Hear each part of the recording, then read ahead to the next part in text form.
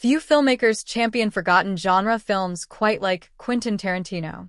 His encyclopedic grasp of cinema often revives overlooked classics, and one such film to earn his affection is the 1987 supernatural slasher Hello, Mary Lou.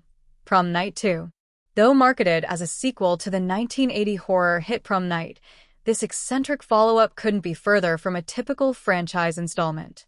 Over time, it has grown from a misunderstood oddity into a cult treasure, thanks, in part, to Tarantino's outspoken admiration. A horror sequel that was never meant to be. Before it ever carried the Prom Night title, writer Ron Oliver's script was called The Haunting of Hamilton High, an independent ghost story about teenage vengeance and repressed sin. When producers rebranded it as a sequel for marketing purposes, audiences expecting another masked killer like Jamie Lee Curtis's original film were thrown off. What they got instead was a fusion of supernatural horror, biting humor, and surrealist imagery that owed more to Carrie and Poltergeist than to Friday the 13th. Rather than relying on the familiar tropes of slashers, Hello, Mary Lou leans into dreamlike chaos.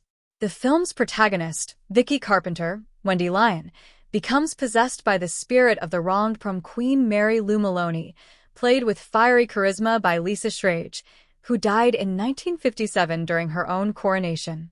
Director Bruce Pittman and writer Oliver blend the eerie with the absurd, filling the movie with strange, Freudian imagery and bizarrely funny moments that keep it from slipping into parody. A defiant spirit and a devilish sense of humor. The film's opening scene alone establishes its tone.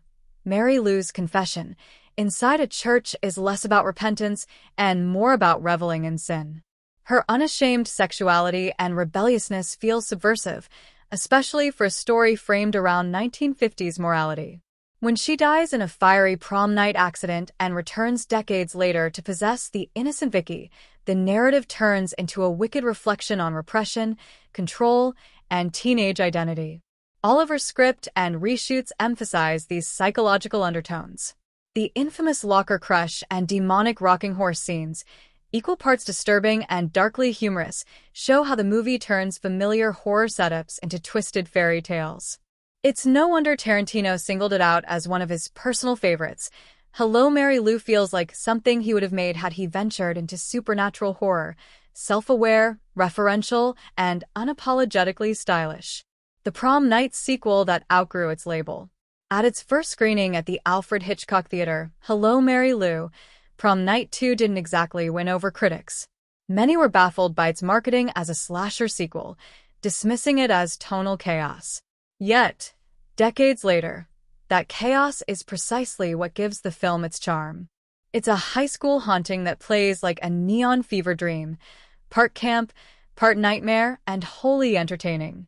Ron Oliver later revealed that Quentin Tarantino proudly displays the film's poster in his office, a subtle but powerful endorsement. Coming from a filmmaker whose influence reshaped modern cinema, that kind of recognition speaks volumes. It's also symbolic of how Hello, Mary Lou has been reevaluated over the years. No longer a failed sequel, but an inspired example of 1980s horror experimentation. A cult classic that refuses to die. Like its vengeful ghost, Hello, Mary Lou, Prom Night II refused to stay buried. What once baffled audiences now fascinates them, and its mix of supernatural thrills and dark humor feels ahead of its time. The film's irreverent energy and sharp female lead make it stand apart from the formulaic slasher boom of its era. Mary Lou herself has become an icon of cult horror, a figure of rebellion, sensuality, and unapologetic mischief.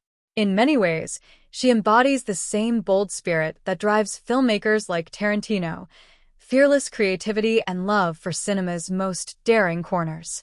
Nearly 4 decades later, Hello, Mary Lou, Prom Night II stands as a testament to how misunderstood films can find their audience, even if it takes a maverick director to shine a light on them.